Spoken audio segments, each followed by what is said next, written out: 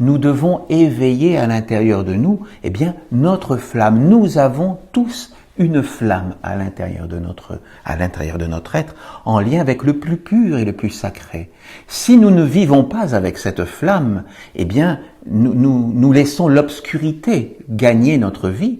Nous vivons dans un monde de matière, ce n'est pas mal de vivre dans un monde de matière. Nous sommes des gens qui sont incarnés sur la terre. C'est pour vivre et construire une vie dans la matière.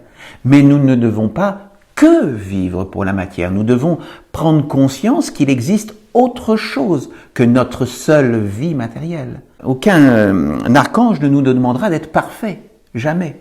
Ils savent bien que nous sommes incarnés sur la terre dans le monde de la dualité. Nous ne sommes pas parfaits, nous ne pouvons pas être parfaits dans notre corps matériel qui est voué au recyclage, à retourner vers la poussière. Non, c'est notre esprit que nous devons faire grandir. Quand on utilise le terme spirituel, pour beaucoup de personnes, voilà, ils se disent, voilà, la spiritualité c'est bien, il faut aller dans un monde spirituel. Les enseignants ont l'habitude d'expliquer qu'il y a un piège là-dedans, parce que lorsque nous sortons de notre corps, soit dans des expériences de méditation ou parce que nous quittons notre corps définitivement, nous faisons ce qu'on appelle le passage du voile, eh bien nous allons dans un autre monde, dans un monde qui est invisible à nos yeux, il va sans dire, mais donc nous quittons notre corps, nous allons dans un monde invisible, et c'est ce monde invisible que nous appelons les mondes spirituels, que nous appelons aussi les mondes intermédiaires entre la matière, que nous connaissons, et d'autres mondes qui, eux, sont parfaits, qui sont les mondes divins.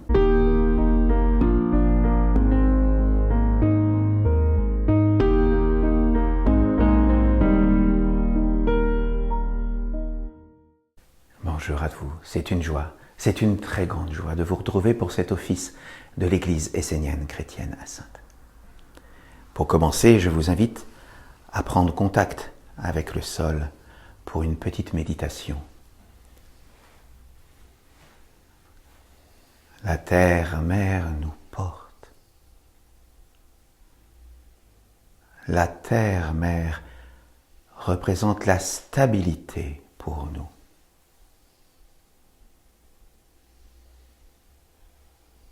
Par le règne des minéraux, nous pouvons trouver un appui sur la terre, une stabilité et le calme sur lequel nous pouvons fonder notre vie et notre croissance.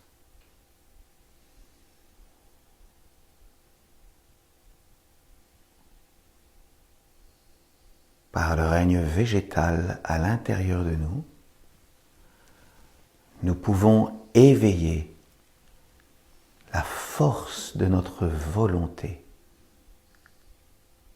et notre désir de croissance vers la lumière.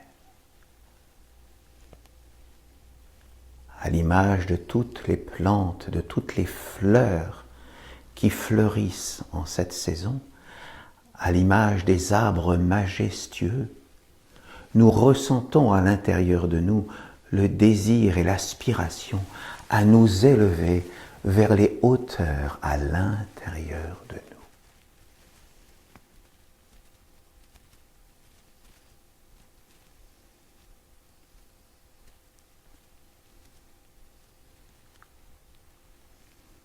Par le règne animal à l'intérieur de nous, nous pouvons éveiller nos sentiments, l'harmonie en nous. Par l'harmonie, nous pouvons être en lien avec la vie tout autour de nous et à l'intérieur de nous.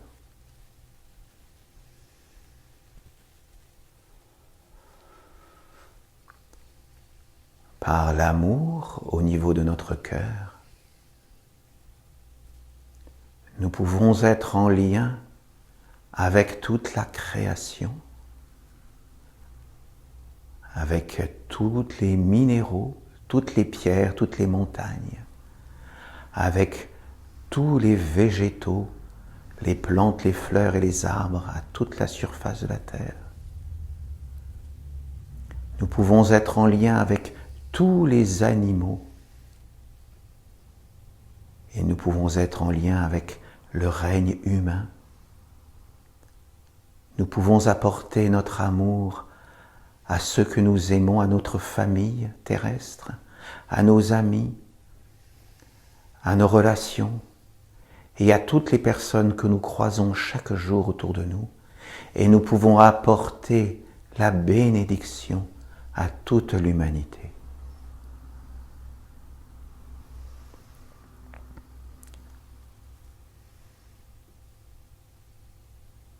Par le règne humain en nous, nous pouvons développer notre pensée, la clarté dans notre pensée.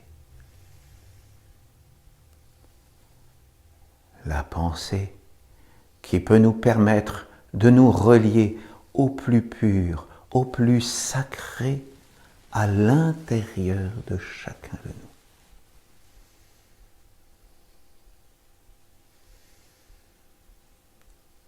À l'intérieur de nous, dans le plus pur, dans le plus caché, existe une flamme subtile,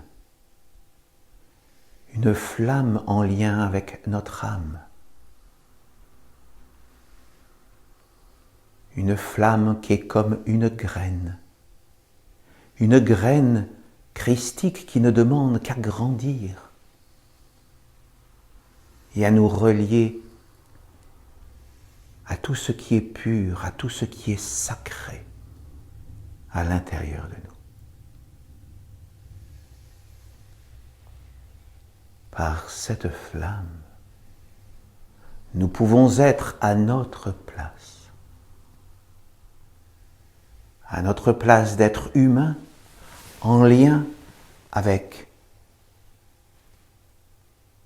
les mondes invisibles au-dessus de nous, le règne humain étant à l'interface entre l'invisible et le visible.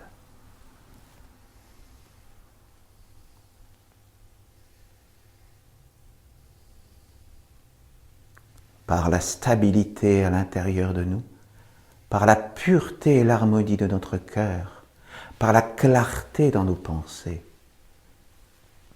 nous pouvons nous relier au plus pur, au plus sacré à l'intérieur de nous, à notre âme et à notre immortalité.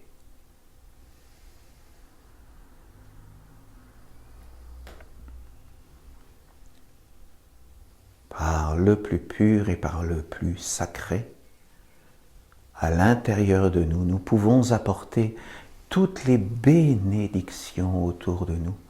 Nous pouvons rayonner l'amour, la paix, la joie d'être ici et maintenant dans ce temple.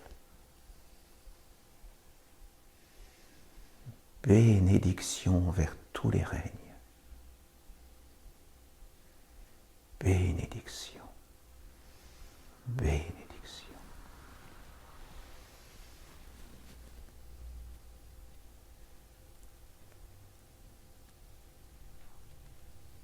Amen.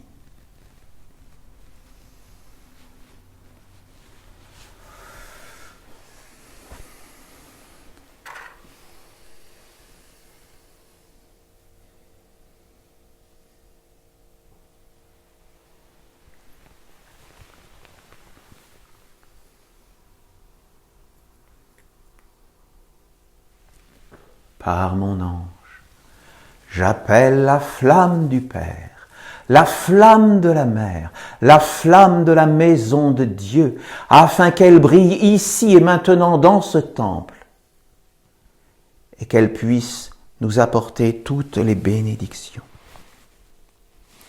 Amen.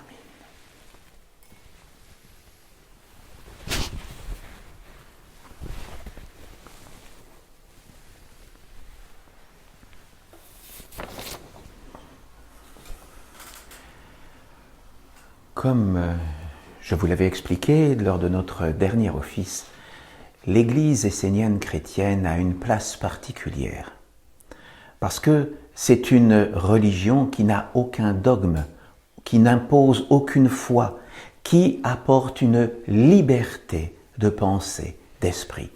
Vraiment, chez les Esséniens, la liberté de penser et de pratiquer est vraiment une chose primordiale. La particularité également de cette religion, c'est l'animisme.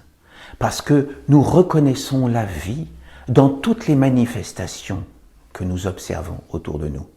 Et comme je vous le disais également la dernière fois, ce qui est particulier dans la religion essénienne chrétienne, c'est que nous reconnaissons tous les maîtres du passé qui ont existé et qui ont apporté une alliance sacrée entre les mondes divins et les mondes terrestres. Des envoyés tels que les plus connus pour nous, Jésus, Bouddha, Mahomet, Moïse, mais également d'autres maîtres qui ont vécu dans l'histoire de l'humanité, dans différents peuples, tels que Zoroastre ou Mani, ou qui se sont incarnés aussi au sein de certaines traditions, telles que les Bogomiles, tels que les Cathares, tels que les Rosicruciens. Donc, il y a toute une tradition ininterrompue de maîtres qui se sont incarnés. Et ce sont eux que nous reconnaissons. Et chez nous, il n'y a pas de dévotion particulière, soit envers tel maître ou envers tel maître. Nous reconnaissons les maîtres du passé parce que nous considérons que c'est grâce à eux aujourd'hui que nous sommes là, que l'Église essénienne chrétienne, qui est la nouvelle pousse, la nouvelle émergence d'une nouvelle religion, peut apparaître aujourd'hui grâce à eux. Et nous allons aujourd'hui, ça me fait le tremplin pour vous parler aujourd'hui d'une nouvelle chanson que nous allons interpréter ensemble, que j'affectionne particulièrement. Elle s'appelle « Regarde les étoiles ». Et en fin de compte, cette chanson nous parle des étoiles qui sont les maîtres du passé qui se sont incarnés. Et dans la chanson, on nous parle de Jésus, Bouddha, Mahomet, mais en réalité, il n'y a pas d'exclusive vis-à-vis de ces maîtres-là. Il y a eu bien d'autres maîtres, c'est ce que je voulais préciser aujourd'hui en vous présentant cette nouvelle chanson. Et cette chanson qui a été écrite par Franz Amati, qui est un Essénien, et d'ailleurs je vais mettre les liens vis-à-vis de cette chanson, parce qu'il nous a offert le MP3 pour que nous puissions le chanter tous ensemble, et je le remercie ici. Et il a créé tout un album qui est absolument magnifique, et donc je vais mettre en dessous de cette vidéo les liens Spotify pour que les personnes qui veulent puissent écouter son album. Et il a écrit également bien d'autres albums, bien d'autres CD qu'il a également créé. Donc il a aussi une chaîne YouTube, bien entendu. Je mettrai les liens vers sa chaîne YouTube.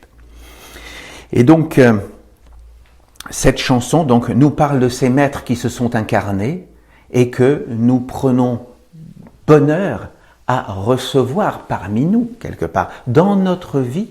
Et donc, voilà. Et ce qui est dit aussi à la fin de cette chanson que j'aime bien, c'est que pour trouver les étoiles, c'est-à-dire les maîtres, eh bien, il n'y a plus besoin de regarder en l'air parce que nous pouvons les trouver aujourd'hui dans notre tradition où quelque part ils existent parmi nous. Et si nous ne les trouvons pas forcément toujours, eh bien, d'époque en époque, nous pourrons les retrouver parce que lorsque nous nous réincarnerons, à un moment ou à un autre, si nous avons rencontré les maîtres, nous les retrouverons à nouveau dans nos vies futures. Voilà, c'est ce que nous explique ce chant. Bien, nous allons nous y essayer. Mets-le assez fort, la musique.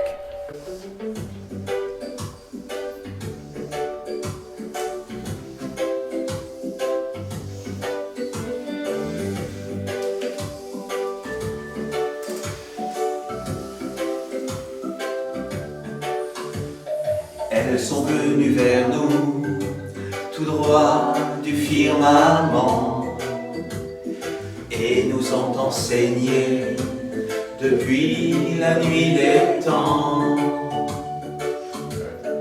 Elles ont voulu tracer un chemin d'harmonie Je les ai reconnus en ce jour de magie. Regarde, les étoiles sont descendues sur la terre. À celui qui les voit, elles apportent leur lumière. En ce temps, les étoiles ont marché sur notre terre.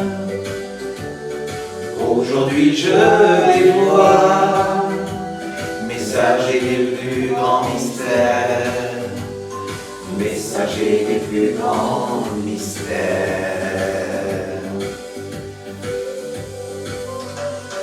Elles ont souvent parlé par la bouche des hommes dans les livres sacrés, révélant qui nous sommes.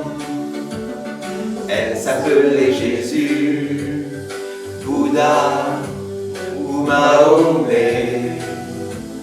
Ces étoiles filantes, ces messagers de la paix. Regarde, les étoiles sont descendues sur la terre.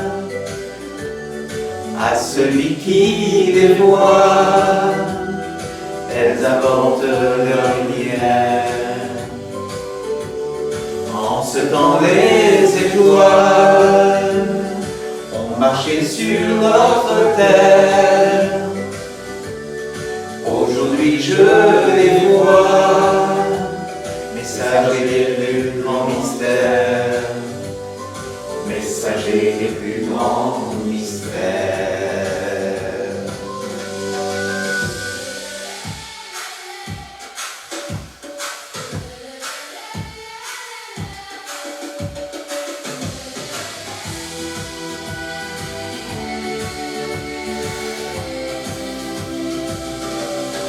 Pour trouver les étoiles, ne regarde plus en l'air. Elles sont là devant toi, et le Verbe s'est fait chair. Le chemin des étoiles, il est ici sous nos pas. Et d'époque en époque, écoute, il te rappellera. Écoute, il te rappellera.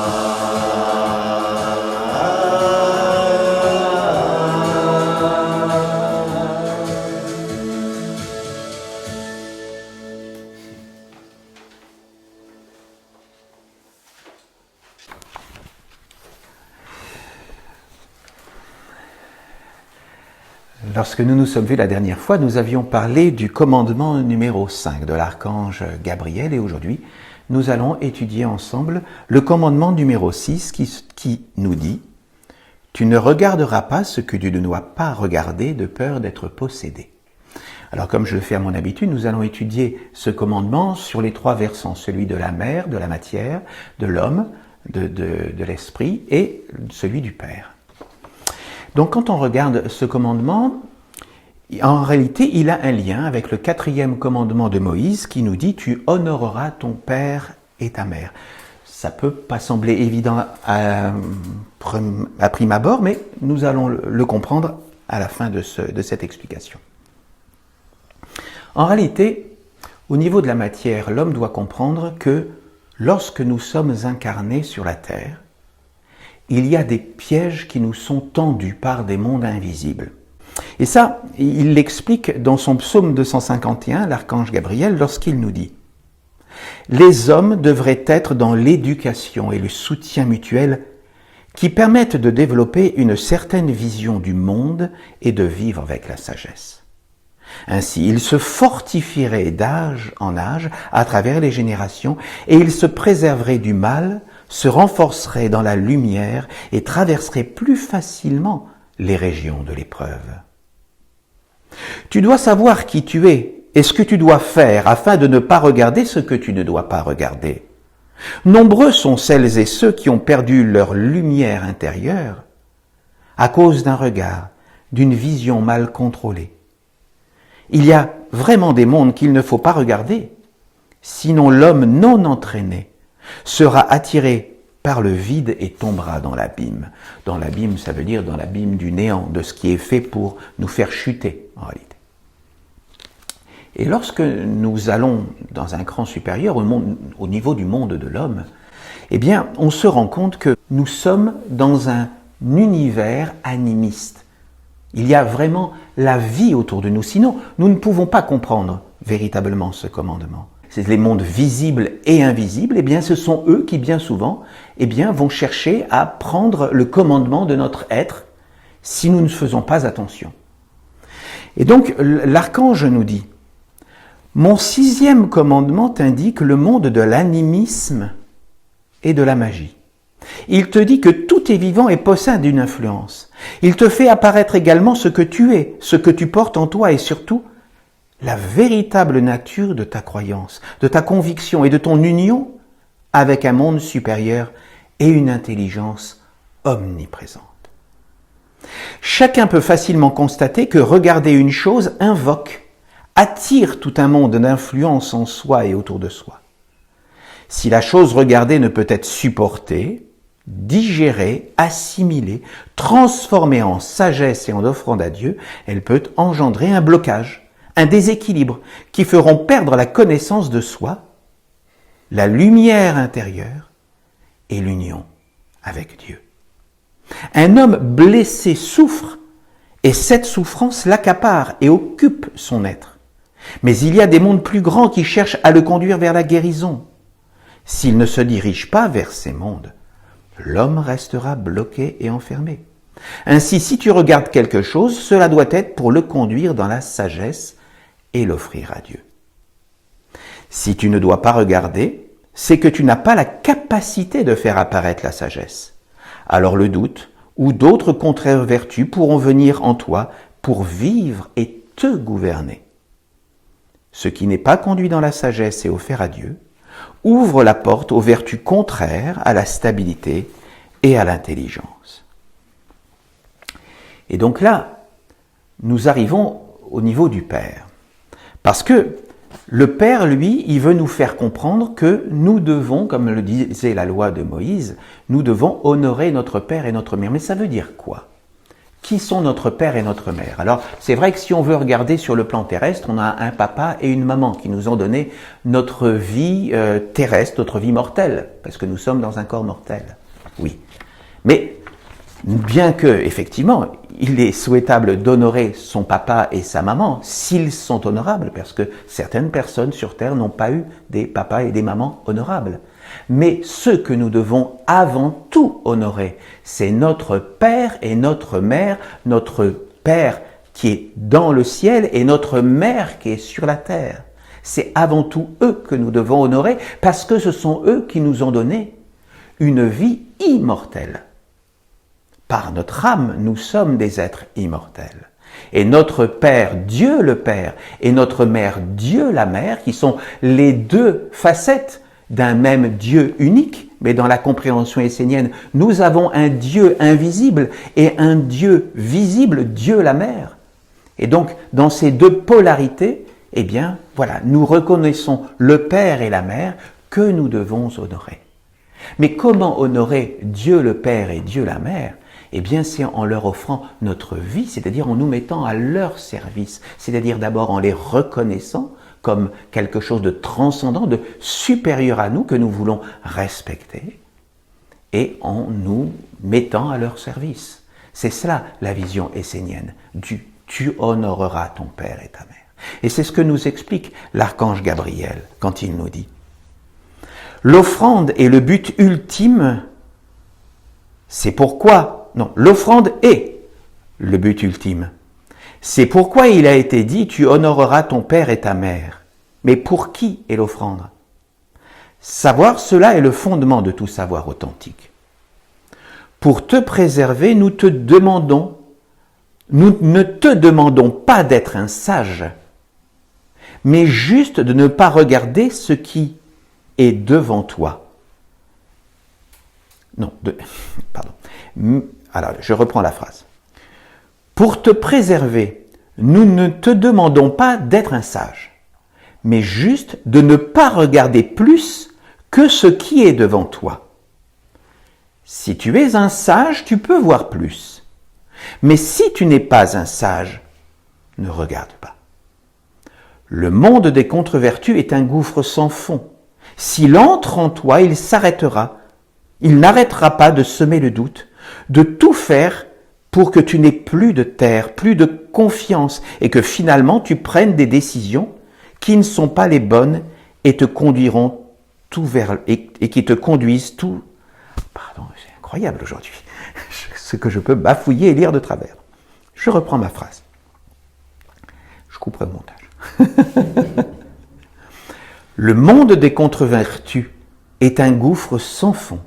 S'il entre en toi, il n'arrêtera pas de semer le doute, de tout faire pour que tu n'aies plus de terre, plus de confiance, et que, finalement, tu prennes des décisions qui ne sont pas les bonnes et qui conduisent tout vers le néant.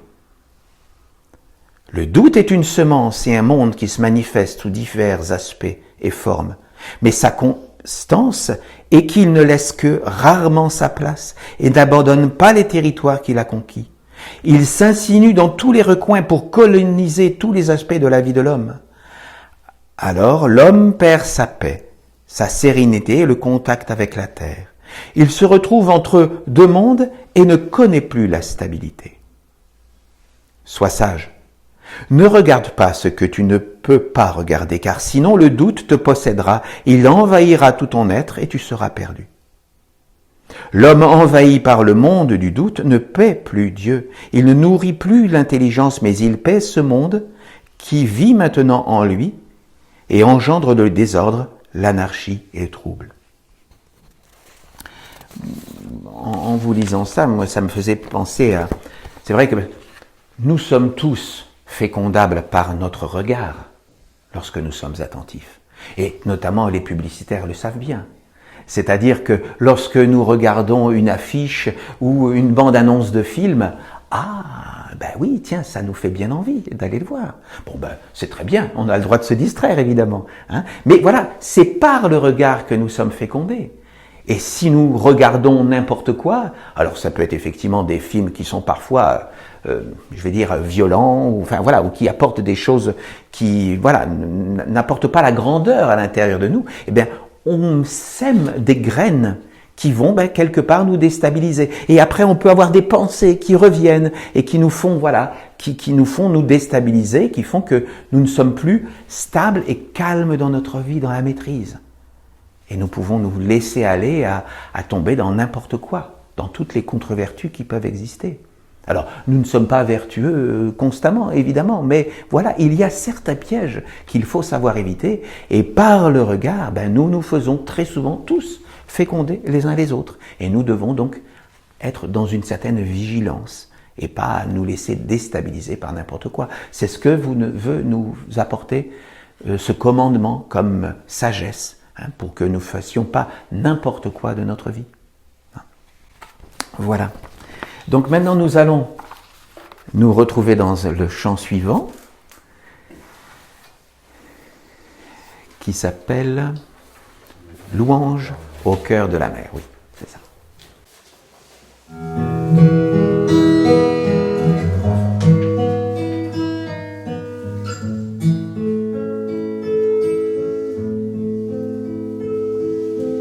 Oui, je chante et je danse sur la terre de notre mère. À ses règles, je prospère, louange au cœur de la mer. Oui, je chante et je danse sur la terre de notre mère. À ses règles, je prospère, louange au cœur de la mer.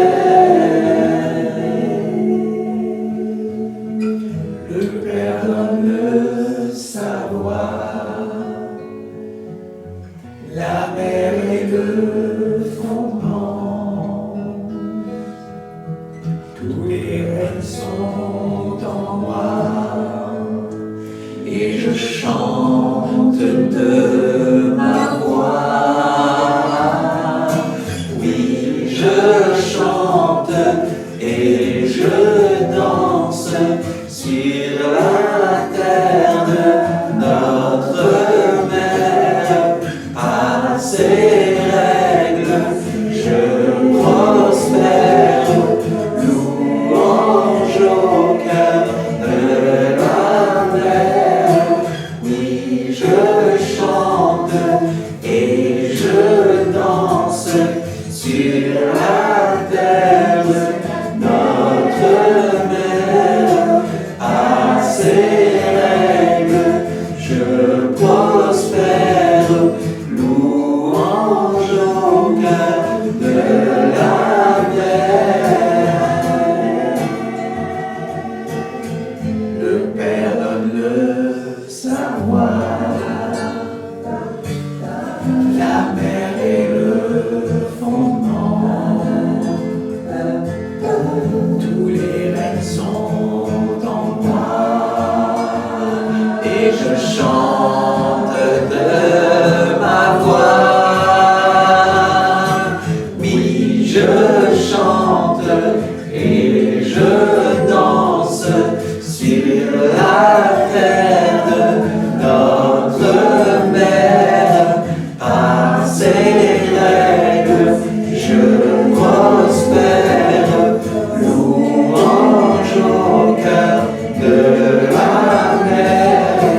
Oui, je chante et je danse sur la terre de notre mère. Par ses règles, je prospère, louange au cœur de la mer. Oui, je chante et je danse sur la terre de notre mère. Par ses règles, je prospère, louange au cœur de la mer. Je vous remercie.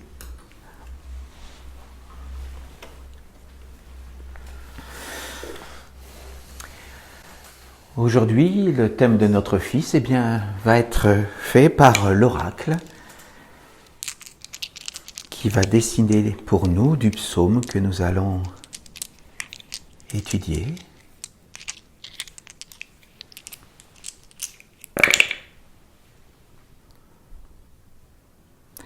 Nous allons étudier le psaume 82 de l'archange Michael.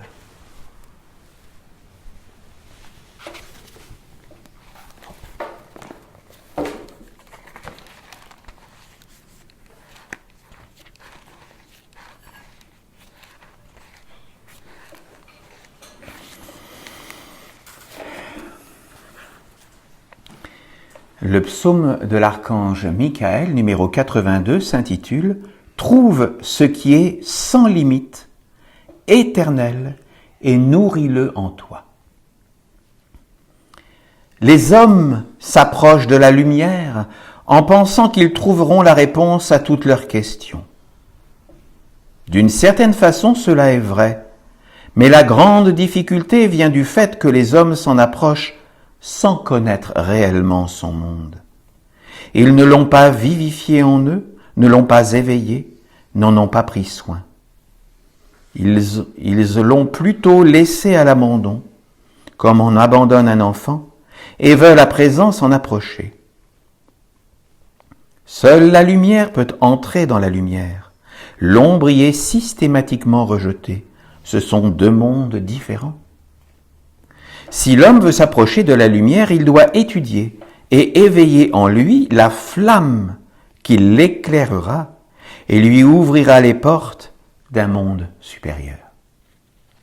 Oui, parce qu'on ne peut pas s'approcher véritablement d'une lumière éternelle en étant soi-même l'obscurité. Nous devons éveiller à l'intérieur de nous, notre flamme. Nous avons tous une flamme à l'intérieur de notre être, en lien avec le plus pur et le plus sacré. Si nous ne vivons pas avec cette flamme, nous laissons l'obscurité gagner notre vie. Nous vivons dans un monde de matière ce n'est pas mal de vivre dans un monde de matière. Nous sommes des gens qui sont incarnés sur la terre. C'est pour vivre et construire une vie dans la matière. Mais nous ne devons pas que vivre pour la matière. Nous devons prendre conscience qu'il existe autre chose que notre seule vie matérielle. Et à partir du moment où nous avons ouvert cette possibilité-là, à l'intérieur de nous, de pouvoir consacrer un petit peu de notre temps à ce qui est éternel en nous, eh bien nous faisons grandir cette flamme et à ce moment-là, nous pouvons nous approcher des mondes lumineux, des mondes divins, des mondes de la lumière. Aucun archange ne nous demandera d'être parfait, jamais.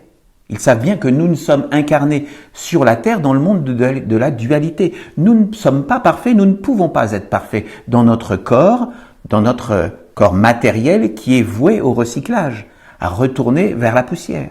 Non, c'est notre esprit que nous devons faire grandir. C'est avec lui que nous devons vivre, que nous devons consacrer un peu de notre temps, pas l'exclusivité, mais un peu de notre temps, que notre vie ne soit pas que consacrée à la matière, non, que nous ayons un grain, une flamme, que nous fassions grandir à l'intérieur de nous, que nous lui consacrions, si possible, un petit peu de notre temps chaque jour, et c'est ça qui va nous permettre de faire grandir la lumière à l'intérieur de nous, et donc de pouvoir nous approcher des mondes lumineux, des mondes divins.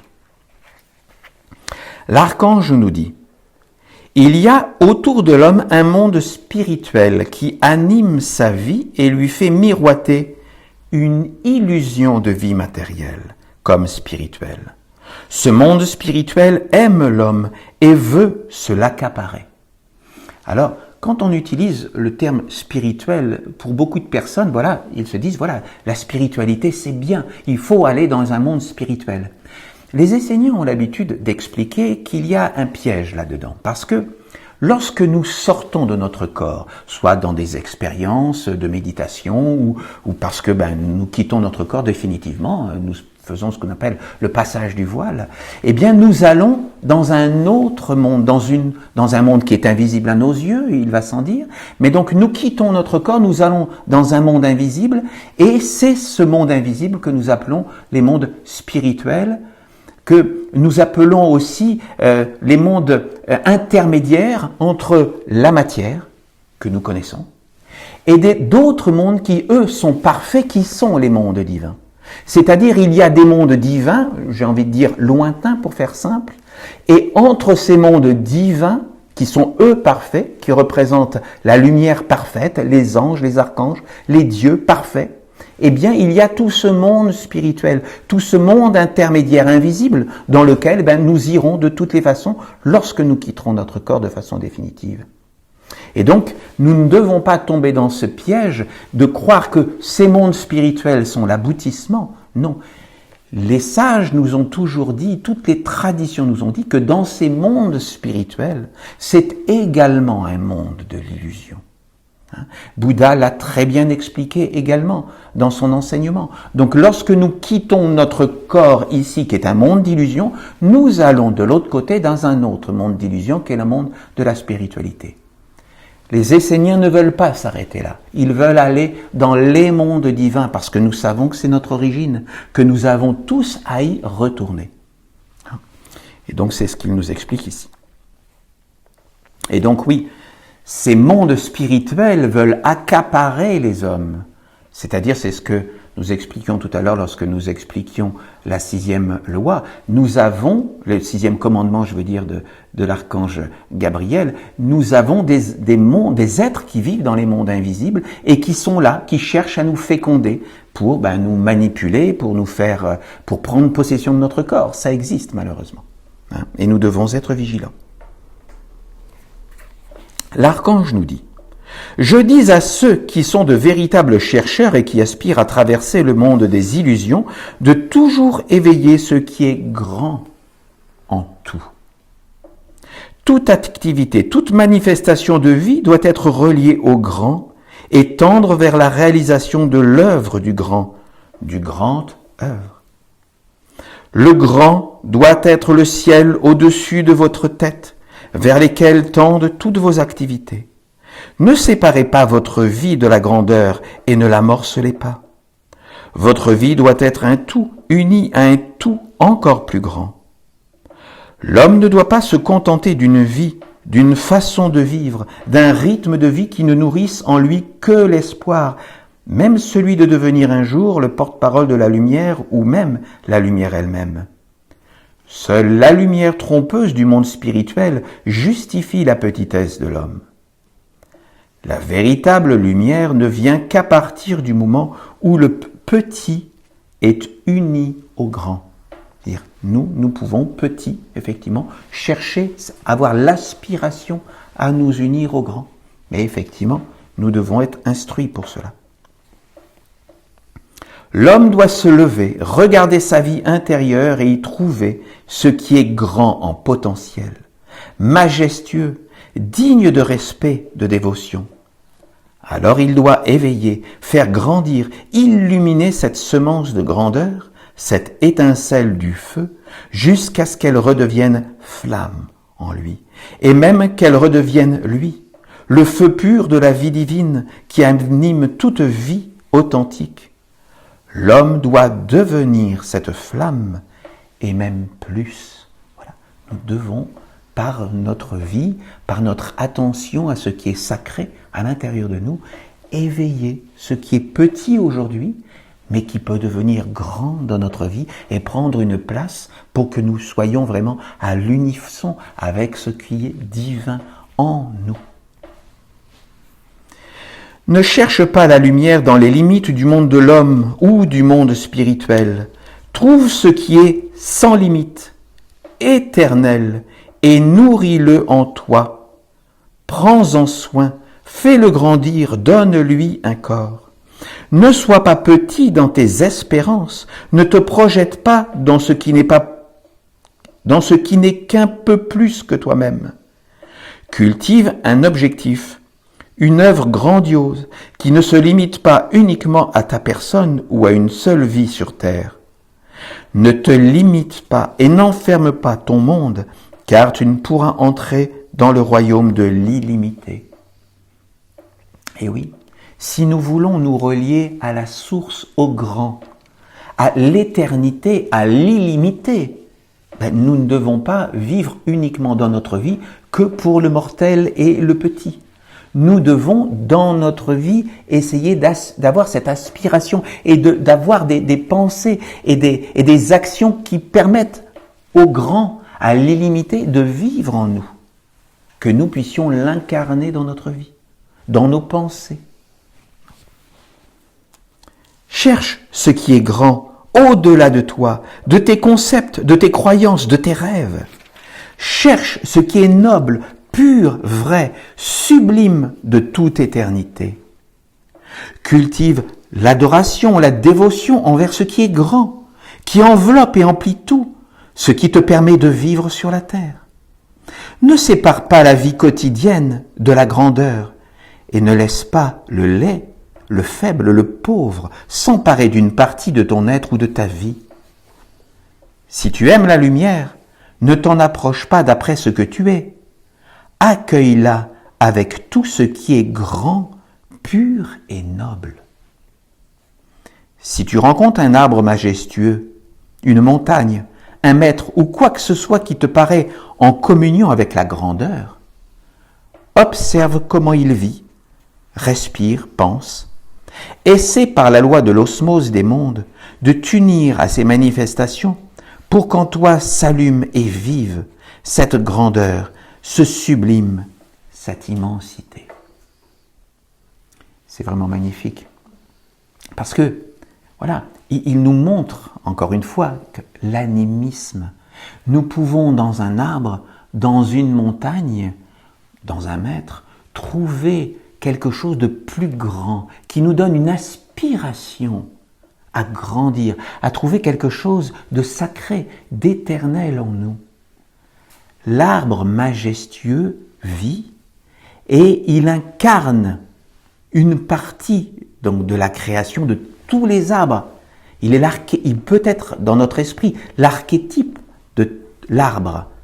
Et comme il est relié à toute la manifestation, la terre-mère, eh bien nous pouvons voir en lui la grandeur de tous les arbres manifestés devant nous. Mais c'est vrai aussi pour une montagne, ou pour une forêt, ou pour un animal, pour toute la création. Nous pouvons voir le grand dans toute la création. C'est à nous de l'éveiller, que nous ayons cet œil qui voit, qui reconnaît le divin dans toute la création, Dieu la Mère, mais aussi Dieu le Père, dans toute la création. Lorsque nous regardons un animal, que ce soit un animal de compagnie ou un animal dans la nature, nous pouvons voir une manifestation de la vie, de ce qui existe, de toute éternité dans toute la création, parce que toute la création est vie. Et donc nous pouvons être attirés vers cette grandeur et la manifester à l'intérieur de nous. Que ton être ne soit plus simplement une petite maison, mais plutôt un grand palais, une terre, un monde qui peuvent accueillir plusieurs mondes, beaucoup de mondes pour célébrer et partager la grandeur. Naturellement, l'homme veut préserver sa vie. Il cherche un peu plus que ce qu'il est, car il sent bien qu'il étouffe, qu'il est limité, oppressé dans sa manifestation. Il sent bien qu'il a perdu sa valeur et qu'il doit faire quelque chose pour la retrouver. Mais il ne sait pas forcément quoi faire, ni où et quoi chercher. Cultive et fais vivre en toi la grandeur, la majesté de ce qui est plus grand que tout, plus grand que la mort.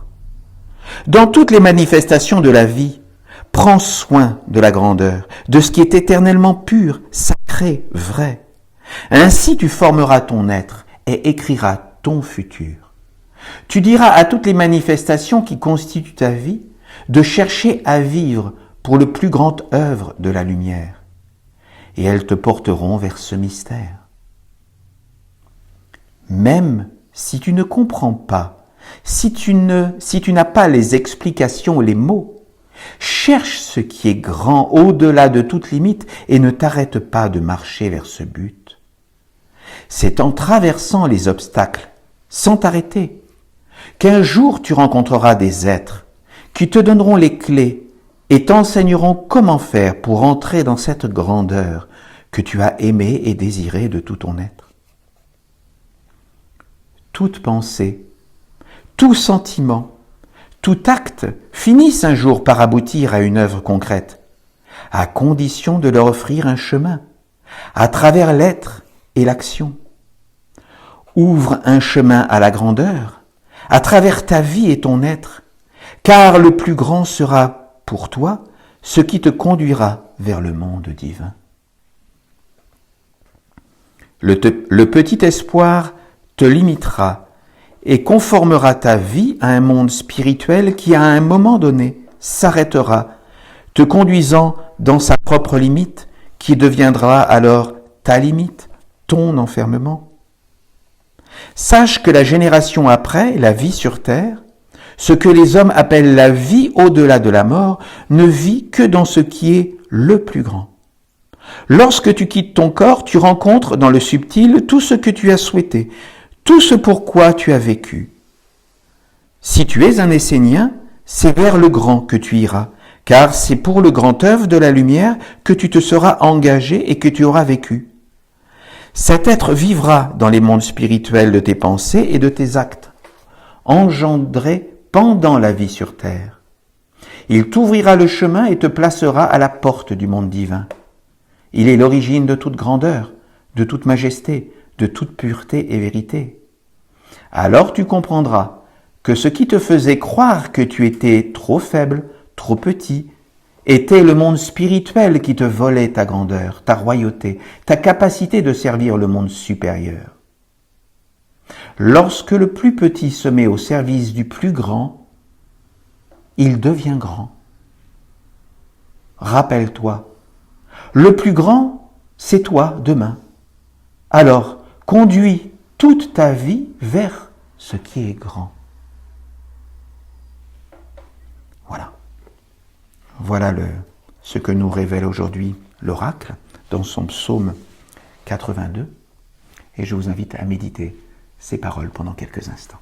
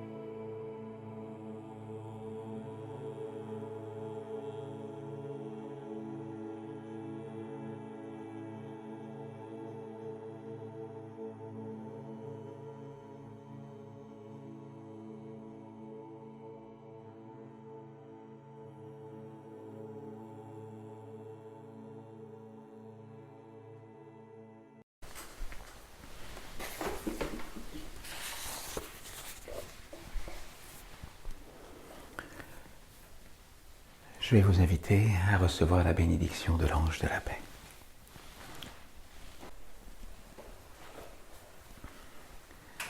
À vous qui nous écoutez chez vous, par mon ange, recevez la bénédiction de Dieu.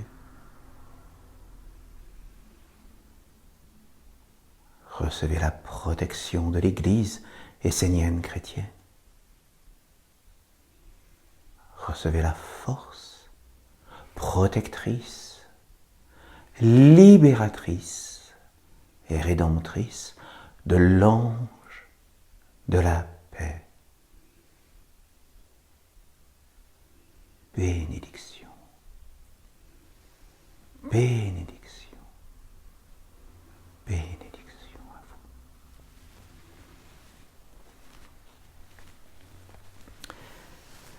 Avant de vous quitter, j'aimerais vous rappeler l'existence de notre bulletin mensuel auquel vous pouvez vous abonner gratuitement si vous souhaitez en savoir plus sur la pensée, sur la philosophie, sur la sagesse essénienne.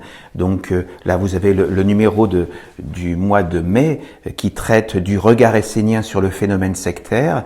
Voilà, donc vous pouvez le télécharger gratuitement. Il y a les liens en dessous de cette vidéo et si vous souhaitez donc vous abonner, donc c'est très simple par un mail pour vous abonner gratuitement à notre bulletin qui paraît donc une fois par mois, sauf l'été, les mois de juillet et d'août, on fait une petite pause. Voilà.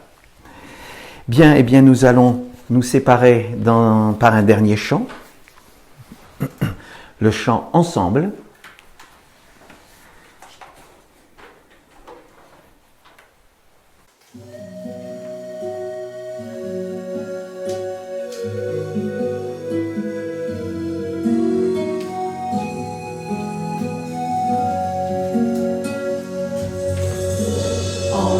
Ensemble, nous protégeons nos mystères. Ensemble, nous serons plus forts qu'hier.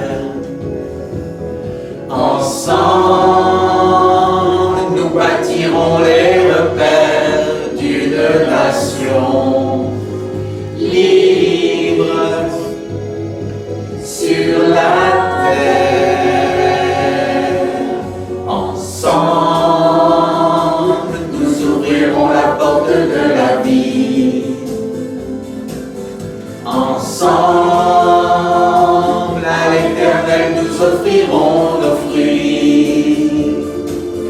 Apprendre à œuvrer pour fortifier notre alliance. Comprendre le sens profond d'une suprême conscience. Porte du mystère, porte-le la lumière qui guérira la terre. La terre, répondons à l'appel d'une seule voix fraternelle, afin qu'il nous révèle un monde éternel.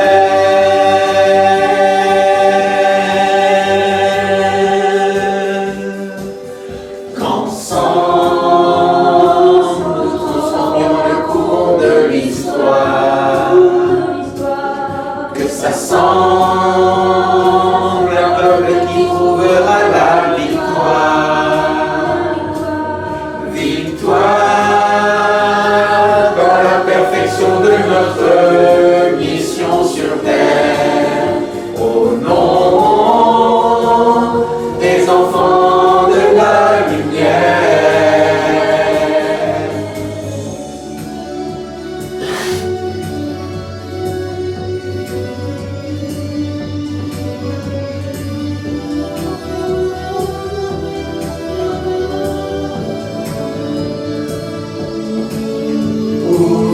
Ouvrir le sens de notre existence,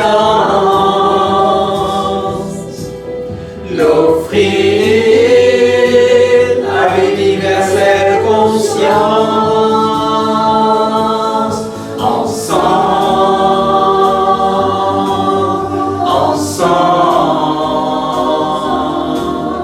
ensemble, ensemble, ensemble.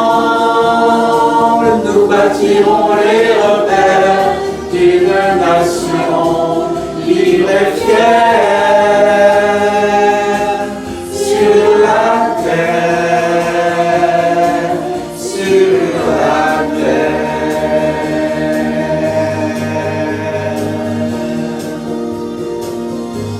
sur la terre.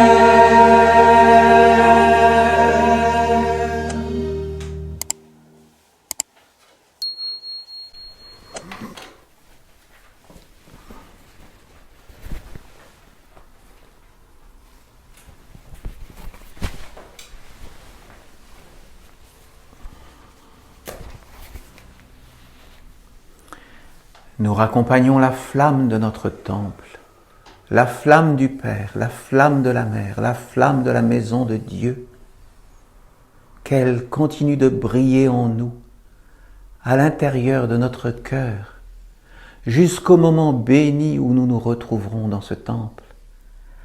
Amen.